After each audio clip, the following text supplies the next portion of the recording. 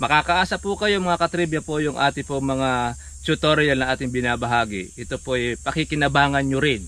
Bukod po lalo na po do sa ating po mga baguhan po lamang sa pagkakalamansi, lalo na po sa ganito pamamaraan po ng negosyo.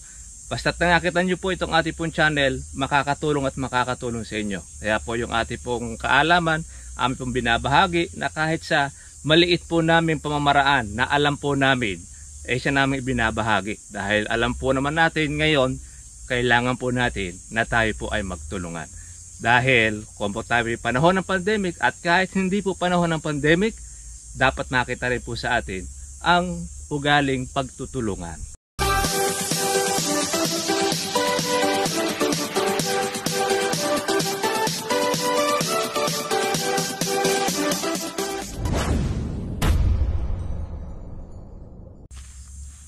Kumusta na mga katribya? Magandang umaga po sa inyo lahat at welcome po kayo sa aking YouTube channel. Salamat po sa ating mga bagong subscriber na patuloy na nanonood at sumusubaybay nitong ating Kalamansi Trivia o Kalamansi Series. At yun din po sa ating mga dati na po mga subscriber na nakatutok sa ating pong channel. Salamat po sa inyo pong panonood at makakaasa po kayo mga katribya po yung ating po mga tutorial na ating binabahagi. Ito po ay pakikinabangan nyo rin. Bukod po lalo na po do sa ating pong mga baguhan po lamang sa pagkakalamansi, lalo na po sa ganito pamamaraan po ng negosyo. Basta't nakakita nyo po itong ating pong channel, makakatulong at makakatulong sa inyo. Kaya po yung ating pong kaalaman, aming pong binabahagi na kahit sa maliit po namin pamamaraan na alam po namin, siya namin ibinabahagi. Dahil alam po naman natin ngayon, kailangan po natin na tayo po ay magtulungan. Dahil komportable panahon ng pandemic at kahit hindi po panahon ng pandemic, dapat makita rin po sa atin ang ugaling pagtutulungan. Kaya doon po sa ating mga bagong subscriber, welcome po kayo sa aking YouTube channel.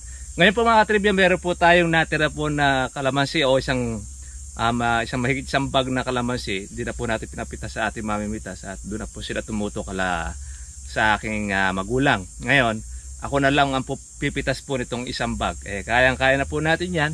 Kaso nga lang, mag-i-spray po sana tayo. Bago ako pumitas, mag-i-spray po ng pandamo. Kaso nga lang ay nalobat. Yun pong ating chargeable. Yan. Kaya kailangan pa natin itong mga katribya na i-charge para yung laman po noong ating bomba ay maubos at mai-spray po natin sa ating damo. Yan lang naman po mga katribya po ang trabaho po natin pagka po ganyan pong nag-uulan. Nakatutok at nakapokus kami doon po sa damo at gayon din po sa mga bunga. Ngayon para po doon sa ating mga bagong subscriber at ngayon pala po nagkakalamansi, mas the best po napitasin na po ninyo ang inyong kalamansi bago po yaan ay batukol dahil para mapalitan po ng bunga ang inyo pong kalamansi. Kasi pagka nandyan pa ang mga bunga, nandyan pa, lalo kung pitasin na po yan, hindi po gano'ng lalabasan po ng mga bulaklak. Lalo na pagka ikaw magsasabog ka ng abono, dapat pitasin mo na yung lahat na po pwedeng pitasin para doon sa mapipitas po ninyo, doon lulusot ang bulaklak. At pagka lumusot na yung bulaklak po na yan mga katribya, iba na po ang panahon o ibang buwan na yung pong ating pag-aani. Halimbawa, ngayon ay buwan po ng July, pag nagsabog ka ng abono, bibilang ka ng 4 na buwan mula doon sa pagsabog mo, harvestin na ang iyong kalamansi. About July, August, September, October, pang November. Kaya kung magsasabog ka ng abono ngayon, November, aani ka nung ilalabas na bulaklak nung iyong sinabog. O halimbawa ay magsasabog ka ng Agosto, pang December yan. Kaya yun po yung mga teknik o pamamaraan po na ating pong sinasabi po sa inyo para kung tayo man ay maglalagay ng abono, tiyakin po ninyo na ang inyong pong kalamansi ay hindi puno ng bunga. Dahil pagka puno yan ng bunga mga katribya, kakainin lang po ng bunga po yung inyong abono, hindi po gaano mamumulaklak. Kaya para mas maganda, alisin nyo muna po ang bunga ng inyong kalamansi. Yung lahat lang po na po pwede. Pero pagka maliliit naman po at pwede pa lumaki, hayaan nyo muna lumaki. Dahil para naman yan, sa susunod naman ninyo na pitasin. Yung lahat ng mga po pwedeng pasok sa buyer, okay. Hagat mayroong presyo, doon ka na makakakuha ng iyong pambili ng abono. Doon sa mapipita sa kanya. Yan lang po technique po natin. Yan po ang pamamaraan na ating ginagawa. Kung bakit tayo po ay yung ating mga bunga kahit ganyang mura po ang kalamansi, ginagamit po namin na pang-alaga sa kanyang sarili. Kaya itong tagulan na ito, talagang halos ang mga magpa-farmers o yung magkakalamansi ay quits lang o bawi-bawi lang. Yung mapipita sa kanya, sa kalamansi rin namin ibinubuhos yung kanyang pag-aalaga. Sige mga trivia, tuloy na po tayo sa ating pong pamimitas ng kalamansi. Isang bag lang naman po yung ating pong kukunin. Kaya hindi naman po mahirap yung pamitas po ng ating kalamansi. Ang mahalaga, meron tayong pitasin. Kaya yung pong mapipitas po natin kalamansi mga katribya, yun naman po ang lalabasan naman ng abono. Ay lalabasan ng abono ng bulaklak. Pagka nagsabog ka ng abono. Kaya gaya nito. Ayan o. Yung mga dulo po nito mga katribya ay napitas na. Diyan po manggagaling ngayon po yung mga bulaklak na lalabasan. Pero kahit na yan po hindi po labasan, napakarami pong bukong maliliit. Napakasipag mamulaklak at mamunga ng kalamansi. Kaya lang kung sa mga katribya, yung iba, kaya hindi po magbunga kanyang kalamansi, hindi alam po kung ano po yung pamamaraan. Hindi niya alam paano po pamungahin. Pero ipo tayo mga katribya, kaya naman hindi po nagbubunga, inaalis naman ng bunga. Natanggal po ang bulaklak. Iba naman, problema naman, magpabunga. Kaya tayo mga katribya, may bunga po man yan o wala man pong bunga, tuloy ang ating pag-aalaga.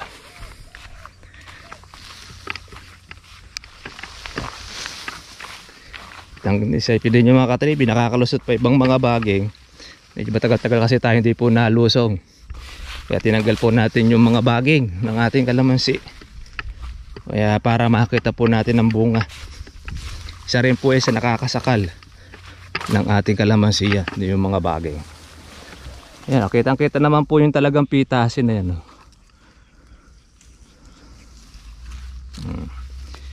Kaya yun po ang ating titirahin ngayon mga katribya. Okay, start na tayo mga katribya.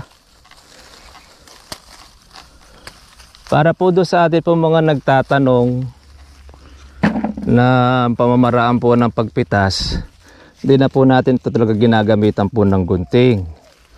Dahil delikado pa kumisan, noong araw ginagamitan namin ito ng gunting, bago-bago pa lang po kami. Marami na pong nagugupit ang daliri dahil sa gunting. Kaya pinag-aralan po rito sa aming lugar, direct na sa ating kamay. Dali lang naman po yun, lalo kalimbawa ay malutong naman po yung tampok ng inyong kalamansi. Madaling mamitas. Bagay, pipilihin mo lang naman, babaliin mo lang po yung kanyang pinakatampok. Mapipitas na bunga. Huwag nyo lang po babaltakin. Pagka po kasi ang kalamansi binaltak po ninyo, mapipiglat po yan, sanga, yung tampok. Bagay nito. Pag yan ay hinatak mo, magiging ganyan na tsura, magiging reject na yan. Kaya kailangan, pagkitas nyo, balin ganon. Simple lang. Lahat naman po ng bagay na pag-aaralan, nakukuha yan sa pag-aaral. Di ka marunong mamitas. Pag nagkaroon kayo ng kalamansi, ayun, magkakaroon na po kayo ngayon ng chance para mag-practice mamitas. Kaya dito sa amin, karamihan po doon sa nagkakalamansi marunong mamitas. Kahit yan po ay mayaman pa. Dahil siyempre, maganda na rin yung na-experience mo yung negosyo mo. Ikaw mismo ay marunong. Marunong din mag-alaga. Marunong din masok sa kalamansiya. Makit ng hagdan. Pero hindi naman inuobliga ang may-ari makit ng hagdan. O inuobliga ang mamitas ng kalamansi. Kumbaga napapractice lang naman po yan. Napag-aaralan. Ganyan po yung technique. Pamamaraan. Kaya hindi nagagamit po noong kuko na stainless. Pero sa iba, kung doon na po sila sanay, wala na po tayong problema. Dito naman sa amin, yung pamamaraan na madali, yun naman po ang ating itinuturo. Okay na yan.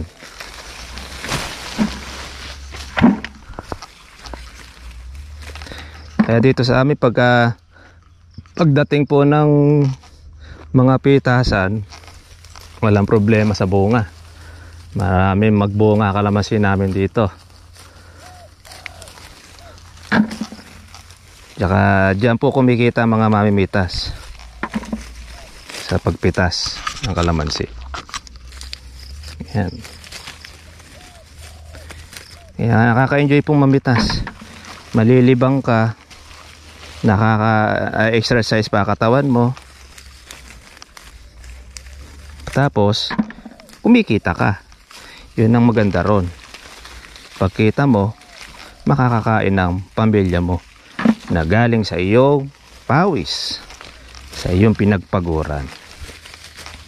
Kaya tinuturo po namin ito sa inyo, yung pamamaraan, at least sa mga baguhan na hindi alam po ang gagawin, meron na kayong magiging idea. Paano paupahan ng kalamansi? Ang paupahan po natin ay 100 ang 30 kilos o isang bag. Kaya naman po 100 yan dahil mababa ang presyo. Pero tumataas naman ang upa ng pitas pagka tumataas po ang presyo ng kalamansi. Yun po ang technique dyan. Tingnan nyo po ito, yung mga dulo na ito, mga susunod yung mga naiwan na yan, malalaki na susunod yan. Sa katapusan, pitasin na po yan. Kaya kinukuha na po natin yung mga malalaki para sumunod naman yung second batch natin. Yun naman ang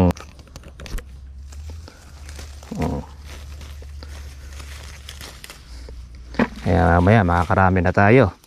Ito, ang palayang ligaw. Masarap yan, sardinas. Ginis sa sardinas yung ampalaya. Wala kang problema sa ulam dito sa probinsya. Pagdating sa Maynila, lahat ng talbos yan binibili, walang libre. Ayan, pagka nagpapantry yung kapitan, kaya si mayor o yung mga LGU o NGOs, doon lang makakatikim ng libre. Pero pagka sa palengke, walang libre. Ultimo na nga yung itatapon, yung sira-sira na, ibebenta talaga para maging pera.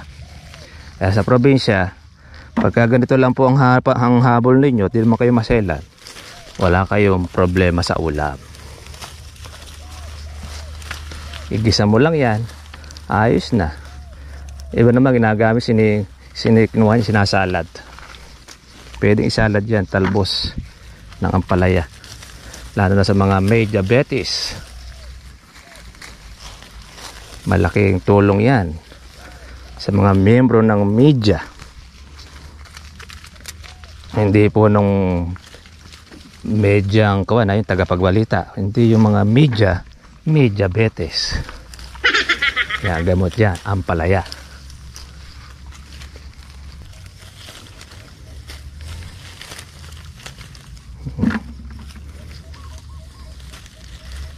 Ito, hindi nila nasatsa dito kahapon yung mga pumita sa akin ng 10 bag. Ako na po ang yayari para labasan po ng bulaklak ang kalamansi po natin.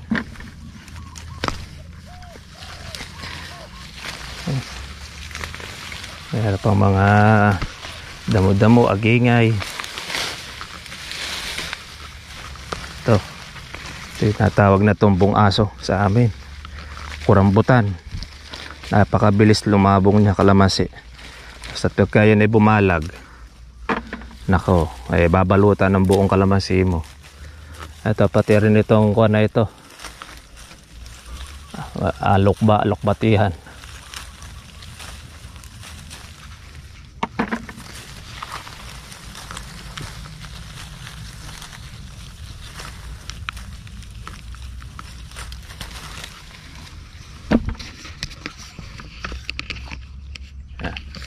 Yan, nakakarami na po tayo mga katribya po ng ating pong napipitas.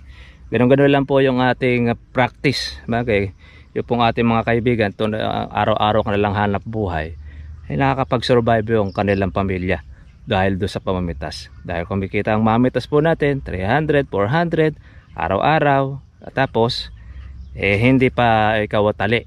Sabihin, hindi kagaya pa pagka ikaw ay nag-o-opisina, kikita ka buong maghapon, talagang 6 to 6 ang labas. Sabihin 12 oras. Dito basta't nakapuno na kayo, uwi na kayo, sa hapon makukuha nyo na ang inyong sweldo. Yan naman po, kaya yung ating mga mamimitas ay nawiwili dahil nahahawakan nila kaagad yung kanilang sweldo. Bali ba na lamang, pag matagal magbayad, yung buyer na kumuha sa kanila doon sa may-ari. Ngayon, yung ginagawa naman po namin, inaabunuhan naman po namin yung kanilang upang pitas para hindi po magtagal. Ma-delay man po ng yung kumuha, yung buyer, at least bayad na yung mamimitas dahil kailangan na po ng mga mamimitas yung pera para maibili na nila ng bigas, maibili na ng pagkain, maibigay sa kanilang magamit na sa ibang pamamaraan, sa kanilang panghanap buhay, kanilang pangangailangan, nagamit na yung kanilang pinaghanap buhayan. Yun naman po ang pamamaraan po rito, kaya nakakatulong po ito sa ating mga mamimitas, ang kalamansi po natin. Meron tayong mga katribya po nagtatanong kung ano po bang mabisang gamot doon po sa kulapo. Kagaya nito. Ayan mga katribya po yung kulapo, yung mumutisya. Tapos meron yung mga tumutubo. Kulapo tawag po sa amin na yan. Or pungus. Alam nyo po sa tagulan, kahit po sa tag-araw lumalabas din po yan. Kaya nangyayari dyan, unti-unti na po ito mga katribya pong nalalanta. Kaya minsan kahit po meron siyang bunga, nalalanta na rin. Kaya ginagawa po natin, kinukuha na po natin itong mga po pwedeng kuhanin o pitasin para po pakinabangan. Ngayon ito pong nalalanta na ito mga katribya, hindi na po ito masusolusyonan yan. Sasabihin natin na mawawala na yung lanta na ito, hindi. Nandun na po yan sa loob. Kaya po ginagawa po natin, ito, sinasagad po natin yung putol. Ito po yung kanya, yung kanyang punggos. Pwede kayong gumamit ng itak or lagare. Tayo wala po sa tayo dalang lagare ngayon eh. Kaya tinuturo lang po natin sa inyo yung pamamaraan na pagpo-proning. Tinatanggal po natin yung mga natutuyo para hindi po makahawa dun sa kabila. Kasi pagka nahawahan yan, tingnan nyo ho. Ayan o. Pag nahawa na, tutuyo na rin. Kaya the best po na ambi pong ginagawa mga katribya, putol. Ngayon, nasubukan na rin po natin, iba-iba po klase mga gamot, mayroon pa mga pintura na pinupunas para po matanggal po yung punggos, pero ganun pa rin namamatay pa rin siya nga at nagkakaroon pa rin siya. Siguro, maaari mapigilan pero hindi po 100% ay napipigilan po yan yung punggos na lumalabas po sa kalamansi. Lalo na pag ang kalamansi ninyo madalas po nag-uulan, tapos ay lagi pong nababasa, tapos aaraw, lalabas po ang mga punggos. Kaya dito ang ginagawa po namin mga katribya, hindi na po natin siya in-spray po ng anti-punggos dahil magsasayang ka lang po ng pera. Pero kung meron naman kayong maraming budget, marami naman pong mga punggos na nabibili sa mga tindahan, sa agri-supply, pwede nyo pong subukan. Kaya lang, wag po tayong aasa na 100% mawawala po yung inyong punggos. Kasi lahat naman po noong ating kalamansi, lahat na rin po ng mga gamot, puro okay, puro magaganda ang nire-recommenda. Wala namang gamot na nagrekomenda ng pangit. Malalaman mo na lang po yan dun sa resulta ng inyong in-spray kung umepekto ba. Ngayon, kung halimbawa in-spray po natin yung anti-punggos at meron pa rin, so ibig sabihin kumita, sumaya yung agri-supply. Pero kayo, nandun pa rin ang problema. Kaya para masolusyonan yan, kaya lagi natin sinasabi sa ating mga kaibigan, pag meron lumabas po ng ganon, agapan nyo nang alisin para hindi na mahawa yung inyong kalamansi o yung sanga. Kasi pag yan hindi nyo inagapan, pati buong puno po na yan titirahin ng punggos. Pag tinira po ng punggos siya mga katribya, ano ho, ayan gaya nito tuyo siya. Ayan, yun po yung punggos. Hanggang dito po ninyo puputulin yan. Idadami niya ang yung buong kalamansi. Kaya bandang huli, ang isang puno, napatay na po siya ng punggos. Kaya tatalasan po ninyo, kaya mas maganda sa ating mga ka-farmers, yun ang lagi ninyong titingnan kung yung inyong pong kalamansi ay mayroong nalalanta, may punggos, putol ka agad. Yun ang the best na pampoproning na ating pong ginagawa. Minus ka na po sa gamot, okay, lalabasan pa ng sanga or ng supang ang kalamansi ninyo. Okay mga katribya, pero sabi natin sa inyo, kung meron kayong budget at meron sa inyo mga nag-aalok ng mga maganda sa mga pampunggos, pwede naman ninyong subukan. Kaya lang, hindi po 100% matatanggal ang punggos niyan. Kung halimbawa at nandun pa rin, nagastusan kayo, sumaya ang AgriSupply. Okay mga katribya, yan lang po ang mga tips po natin sa inyo, lalo po sa ating mga bago pa lang nagkakalamansi. Doon po sa ating mga ka-farmers na nagre-recommenda ng mga gamot na kung saan ay sabi nila ay kung okay ba itong ganitong insecticide, okay ba ganitong herbicide. Pagka po tayo mga katriba, hindi pa po natin nagagamit po ang isang klase noong gamot, hindi po natin siya nire-recommend. Lalo na po kalimbawa, hindi pa po natin siya nasusubukan dahil lahat naman po ng mga gamot na mga nag-aalok, yung mga ahente, pati na rin mga technician, lahat ng mga gamot na kanilang binibigay ay puro maiinam, wala pong mga palpak, lahat ay puro okay. Kaya malalaman mo na lang ang epekto niyan pagka sinubukan mo at ginamit mo sa iyong kalamansi. Kaya sorry na lang po doon sa ating mga kaibigan pagka po nagtatanong sila kung okay ba yung ganitong gamot, wala po akong masasabi dahil hindi pa natin po nasubukan.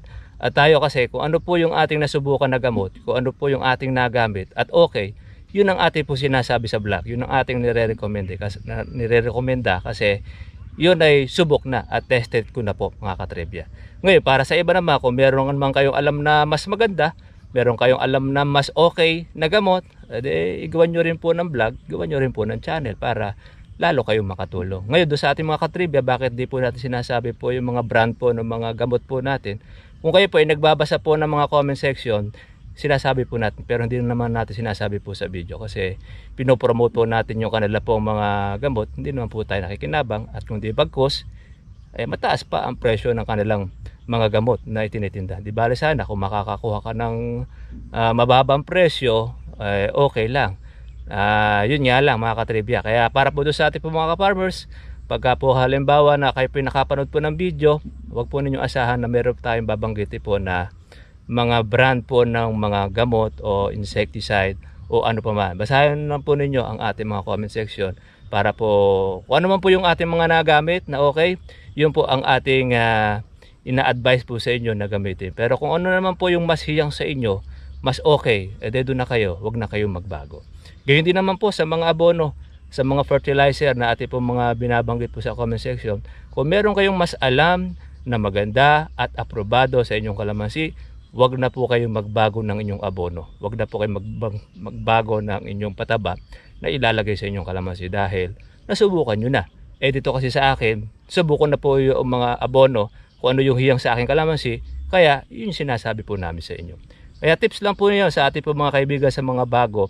At halimbawa naman po mga katribya, minsan na-advise po namin kayo na pagka po bata ang kalamansi, mas maigi po yung madaling malusaw, yung puti. Kung gusto po ninyong sundin, pwede naman kayo magsarili ng inyong invention.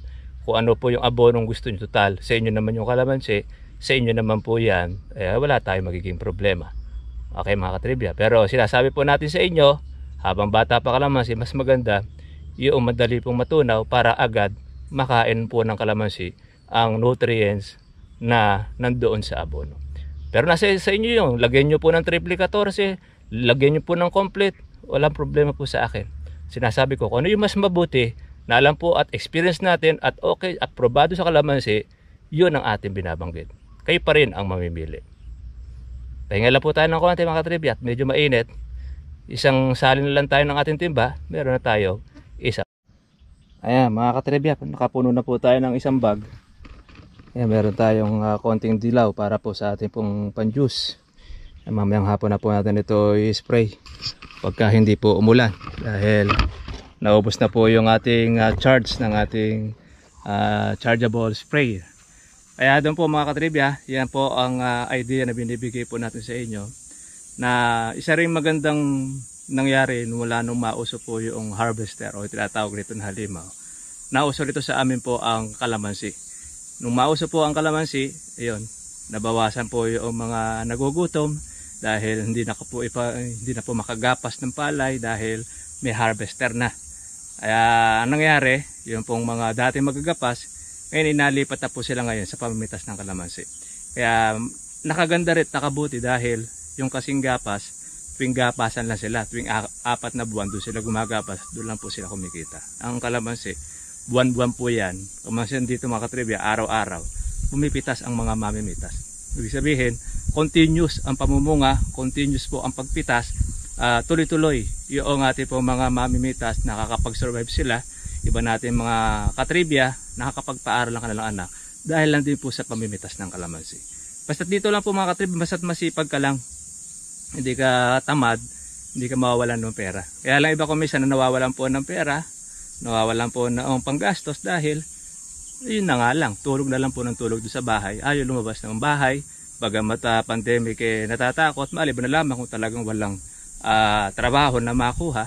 Dito sa amin sa probinsya wala pong problema, dahil kahit wala kang lupa, kahit wala kang kalamansian, basta't marunong kang mamitas, may pera, may kita, may hanap buhay.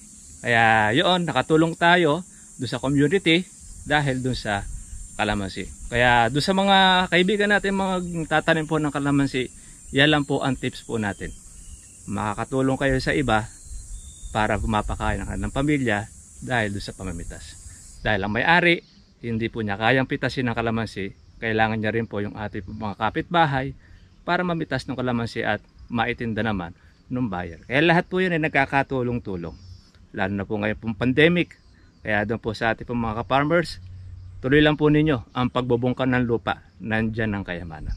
Kaya tayo po, pagka meron tayo nakita po pwede pagkakitaan, i-vlog po yung mga gulay, binablog po natin para noon meron kayong idea at makatulong sa maliit po nating kaparaan ng ating alam, sinishare namin sa inyo. So, pag nagustuhan po ninyo mga trivia ang video na ito, kung wala pa kayo sa aking bahay, please paki-subscribe, paki-like.